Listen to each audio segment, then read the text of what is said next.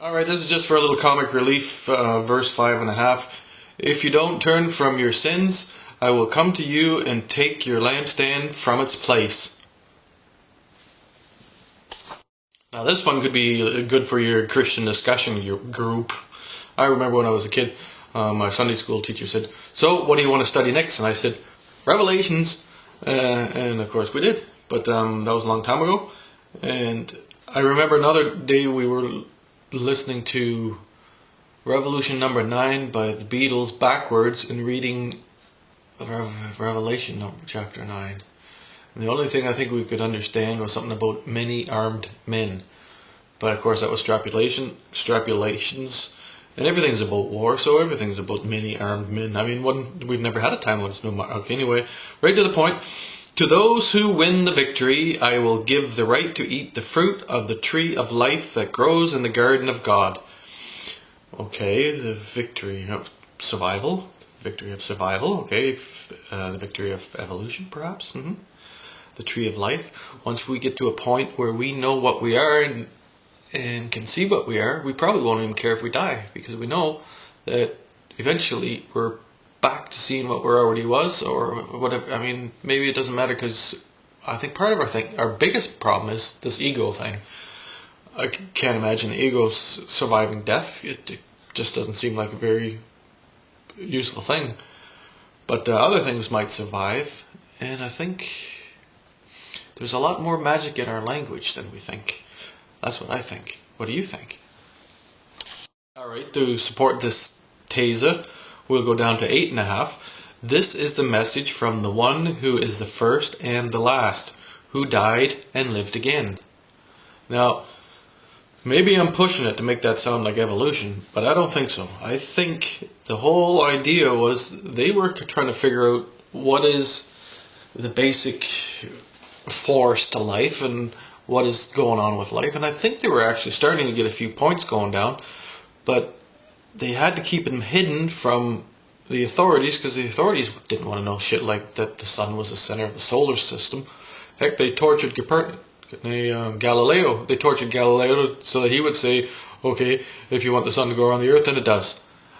I didn't say quite like that. I think he said it so that we would understand that he said what he had to say, because they were breaking his back and pulling out his fingers, and the things that the Catholic Church likes to do to people. It likes to torture people and rape them and steal their land and that kind of thing.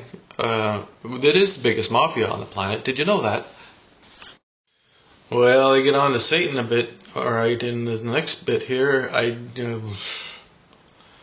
it's fairly acid trippy, actually.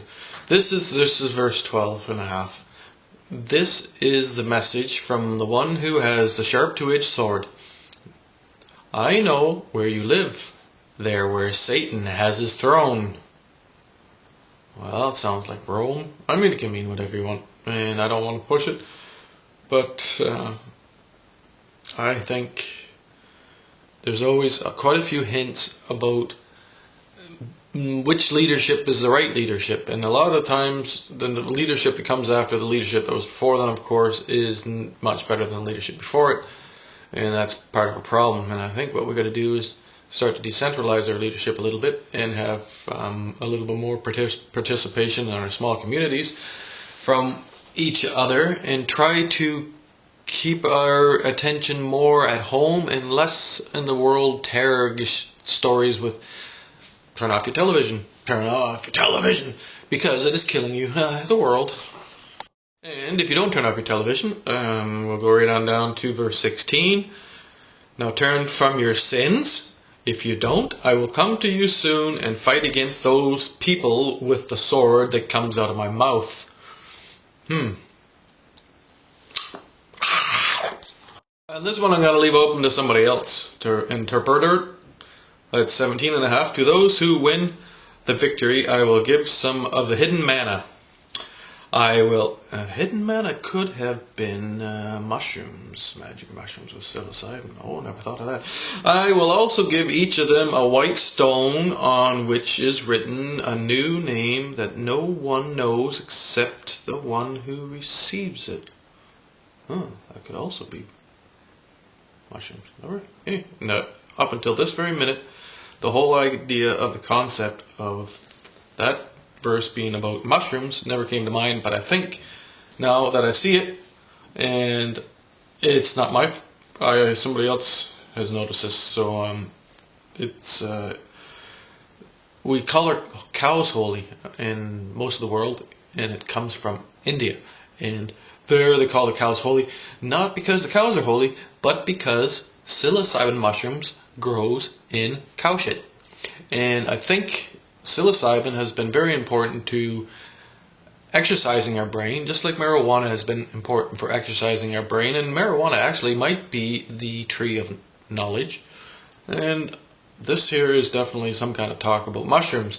So not only do we have pornography and murder and rape and all these other fanciful things, I think we even got fairly clear drugs. They're doing drugs. They did drugs. Everybody did drugs. So, I mean, we could almost assume that before we read it.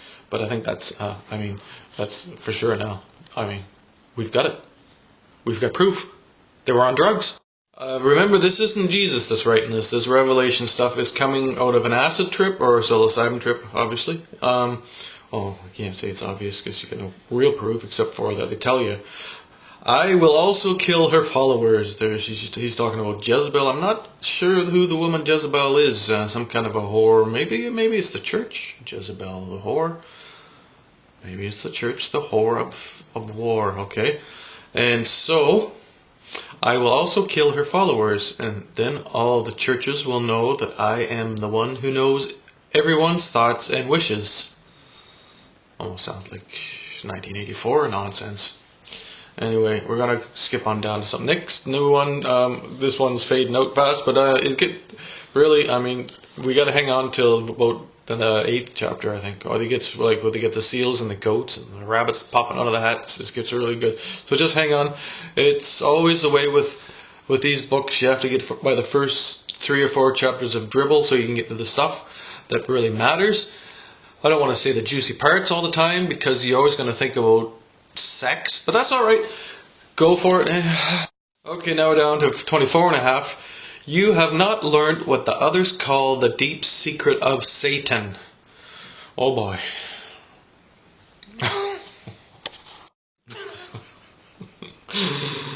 I will also give them the morning star. This could mean the sun. It could mean something else. And I don't think it'd be a very good idea for me to try and sell the idea of reading the Bible because of pornographic. But I think it is important to notice that the Bible is pornographic. And once you realize it's pornographic, a little bit silly, a little bit naive, a little bit old, a little bit often rewritten, and a little bit of bad joke, partly because of the way it was written, but I think mostly because we have put it into a religion. If the book had not been made into a religion, I think we could read it as a divine mockery of comedy. And I think that's what we have to start learning to do, because it's a beautiful theater piece. There's no denying how beautiful the theater piece is, but it's like the Iliad. We read it, we learn, and we let it go. Please let it go.